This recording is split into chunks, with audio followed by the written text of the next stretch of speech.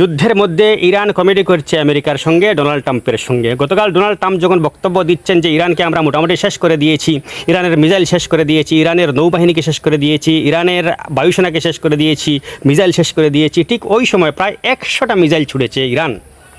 100টা missile ছুটেছে। তারা জানতো আমেরিকার প্রেসিডেন্ট ডোনাল্ড ট্রাম্প বলেছেন তিনি একটা কিছু বলবেন, গুরুত্বপূর্ণ এই সংবাদটি গোটা বিশ্বে ছড়িয়ে পড়ে, যার কারণে তারাও থাক করে রেখেছিল মিসাইলগুলো যে এরকম কিছু বলবেন, আর বলার সঙ্গে সঙ্গেই তারা 100টা মিসাইল ছুড়ে মারবে।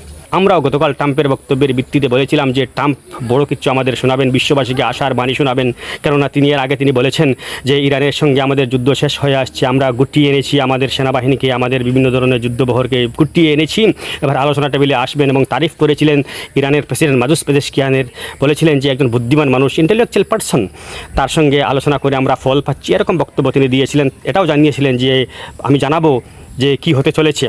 যাই হোক, গোটা বিশ্বের সংবাদ মাধ্যম তার অপেক্ষায় ছিল। শেষ পর্যন্ত তিনি কী বললেন? তিনি বললেন যে ইরানকে আমরা শেষ করে দিয়েছি, ইরানকে শেষ করে দিয়েছি, ইরানের সব ধরনের স্থলবাহিনী, নৌবাহিনী, বায়ুসেনা শেষ করে দিয়েছি, তাদের যে মিসাইল ক্ষমতা রয়েছে সেটাও শেষ করে দিয়েছি। আর তখনই ইরান প্রায় 100টা মিসাইল ছুড়ে মেরেছে। ভাবুন, কমেডি করছে ইরান। যাই হোক, সবচেয়ে বড় কথা হলো যে বিশ্বের 80টি থিঙ্ক ট্যাঙ্ক, 80টি গবেষণা সংস্থা, তারা একটা গবেষণায় দাবি করেছে এই যুদ্ধে ইরানের স্ট্র্যাটেজিক্যালি জয় হয়েছে, কিন্তু ট্যাকটিক্যালি জয় হয়েছে ইরানের। আমেরিকার কীভাবে আমেরিকা তাৎক্ষণিকভাবে হয়তো হামলা করেছে, কিছু ক্ষতি করেছে, বেশ কিছু ক্ষতি করেছে ইরানকে, কিন্তু স্ট্র্যাটেজিক্যালি কিন্তু রণকৌশলগত দিক দিয়ে কিন্তু ইরানকে তারা জয়লাভ ঘোষণা করেছেন। ইরান জয়ী হয়েছে বলে তারা ঘোষণা করছেন। দেখছে বিশ্বের মানুষ যে ইরান জয়লাভ করেছে, আর লেজগভীরা হয়ে গেছেন মার্কিন প্রেসিডেন্ট ডোনাল্ড ট্রাম্প। এটা হলো একটা দিক। দ্বিতীয় দিক হচ্ছে নেটো ছাড়ছেন আমেরিকা।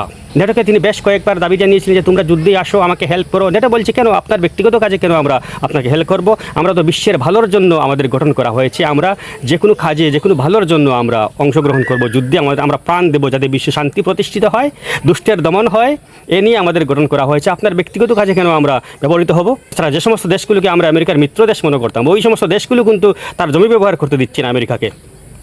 আর নেটো তো বলছেই যে আমরা আসতে পারবো না, যার কারণে আমেরিকা নিজেই বলছেন যে আমরাও তাদের ছেড়ে দিয়েছি। ডোনাল্ড ট্রাম্প বলছেন, ডোনাল্ড ট্রাম্প এই মুহূর্তে বিশ্বের একজন জোকার প্রেসিডেন্ট। এটা কিন্তু বড় বড় সংবাদ মাধ্যম বলছে, বড় বড় থিঙ্ক ট্যাঙ্ক, বড় বড় আন্তর্জাতিক গবেষক, তারা বলছেন যে এই মুহূর্তে ডোনাল্ড ট্রাম্প হচ্ছেন একজন বড় মাপের জোকার, তার কথার সঙ্গে কাজের কোনো মিল নেই, এই এক কথা বলছেন।